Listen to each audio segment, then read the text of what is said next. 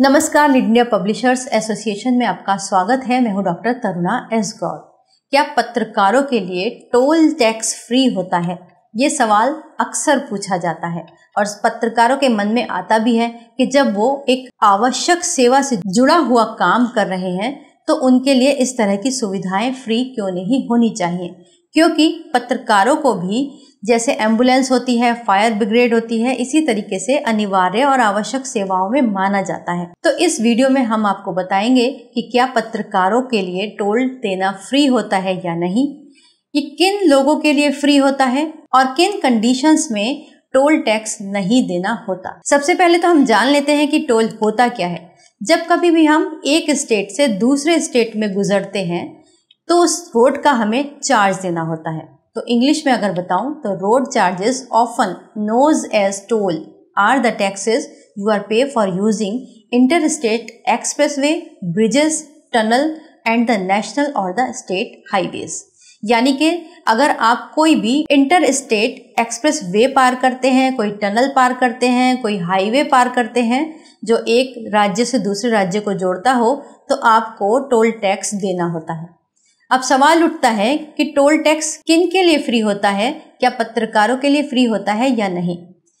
Toll tax पत्रकारों के लिए बिल्कुल भी फ्री नहीं होता। अगर आप भी किसी स्टेट हाईवे या फिर टनल या फिर एक्सप्रेस वे से गुजर रहे हैं तो आप पत्रकार ही क्यों ना हो, मान्यता प्राप्त पत्रकार भी क्यों ना हो, तब भी आपको टोल देना पड़ेगा।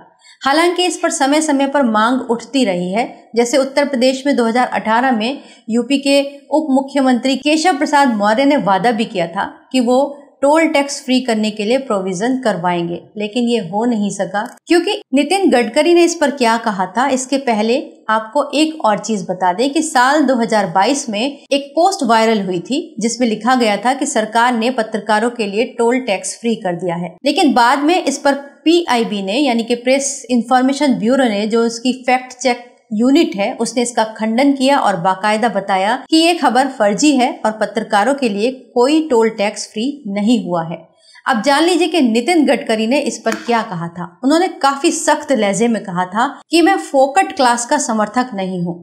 उन्होंने कहा कि अगर हम मान लीजिए किसी एक को किसी क्राइटेरिया में कोई छूट देते हैं तो उसके बाद फ्रीडम फाइटर्स आते हैं, दिव्यांग आते हैं, महिलाएं आती हैं, डॉक्टर्स आते हैं, तो इस तरह से करते करते बहुत सारे लोग हैं जो टोल टैक्स फ्री करने की मांग करने लगेंगे। और मैं कर्ज लेकर हाईवेज बना रहा हूँ, मुझे भी पैसे देने होते हैं, ब्याज सहित देने होते हैं। तो ये हमारे मंत्री जी का तर्क था कि टोल टैक्स एक पत्रकार के लिए फ्री क्यों नहीं है। लेकिन फिर भी कुछ कंडीशंस होती हैं जिसके अंदर टोल टैक्स आपके लिए फ्री हो सकता है, आप बिना टोल चुकाए निकल सकते हैं। कि अगर आप किसी एक टोल प्लाजा पर 10 सेकंड से अधिक रुकते हैं तो आपको टोल टैक्स नहीं देना होगा। इसके अलावा अगर टोल प्लाजा पर 10 मीटर लंबी लाइन लगी है तो भी आप बिना टैक्स पे किए गुजर सकते हैं। हाईवे और टोल से जुड़ा एक नियम और होता है जो आपको जानना चाहिए। 2 टोल प्लाजा के बीच की दूरी 60 किलोमीटर होनी चाहिए।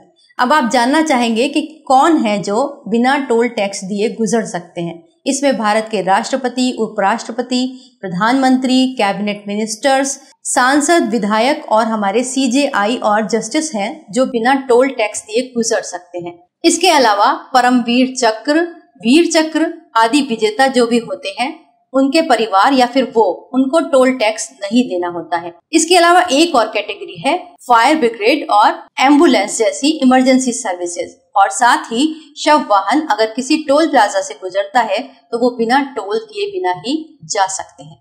उम्मीद करते हैं आपका कंफ्यूजन इस पर दूर हो गया होगा।